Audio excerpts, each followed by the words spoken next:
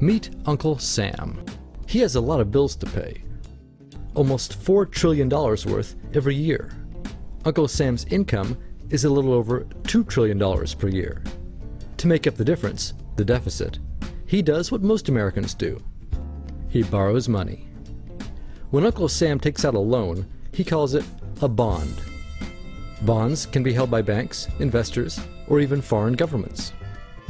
Uncle Sam has to promise to pay interest on these bonds, just as you do on any loan you take out. Ever think about paying your mortgage with your credit card? That's exactly what Uncle Sam does. He takes out new loans, new bonds, so that he can make payments on the old ones. All those loans, and especially all that interest, adds up. Right now, Uncle Sam owes about $14 trillion. To put that in perspective, 14 trillion is about the same as the national GDP, the total value of all the goods and services produced by the American economy in an entire year. It's such a huge amount of money that Uncle Sam is starting to run out of people to borrow from, and he's having trouble just paying the interest on his loans.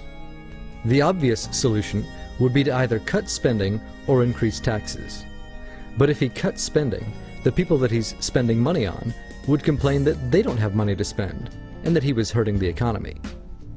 If he tried to raise taxes enough to close this gap, not only would people definitely have less money to spend, he'd probably have riots on his hands. So Uncle Sam chooses the easy way to make money. Just make it. He calls up the Federal Reserve, which is our central bank, and, like magic, dollars are created and deposited in banks all around America. The problem is that the more of something there is, the less it's worth. Same goes for the US dollar. The more dollars there are, the less each one will buy. That's why commodities like gasoline, food, and gold become more expensive when Uncle Sam does his money-making magic. The commodities aren't really worth more. Your money is just worth less. That's called inflation. Remember the foreign governments that lent money to Uncle Sam? When they lent money to the American government, something interesting happened. It made the US look richer, and their countries look poorer. When a country looks poor compared to America, $1 of our money buys a lot of their money. So they can pay their workers only a few pennies a day. With such low labor costs, they can sell their products in America for lower prices than any American manufacturer can.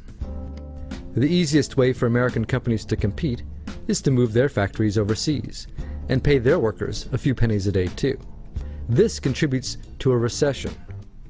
Americans lose their jobs, stop paying taxes, and start collecting government benefits like Medicaid and unemployment. This means that Uncle Sam has even less income and even more expenses. At the same time, the people who still have jobs are desperate to keep them, so they tend to do more work but not to get paid anymore. When your dollars are worth less, and you're not earning more of them, that's called stagflation. And this is why Uncle Sam is in a catch-22. He can't raise taxes or cut spending without making the recession worse. And he can't have the Federal Reserve create more money without making inflation worse. For now, he can keep borrowing money, but since he can't even pay the interest on the loans he already has, it just makes his inevitable bankruptcy even worse. Whether it's in 2 months or 2 years, the day will come when Uncle Sam can no longer pay his bills. When that happens, the banks, investors, and foreign governments who are counting on that money won't be able to pay their bills. You see, just like Uncle Sam, governments, banks, and corporations don't actually have much money. Mostly, all they have is debt to each other. If one link in the debt chain stops paying, defaults, the whole thing falls apart. If investors can't pay their bills, corporations won't be able to pay their employees. If banks can't pay their bills, you won't be able to take out a loan, use a credit card, or even withdraw your savings. If foreign governments can't pay their bills, their own banks and corporations will have the same problems. That's called a global economic collapse. It's never happened before, so nobody really knows how bad it will be, how long it will last, or even how we'll eventually get out of it. The house of cards has already been built. There's no painless way to dismantle it now. All we can do is to educate each other about what's actually going on, and to prepare for what may be very extraordinary circumstances.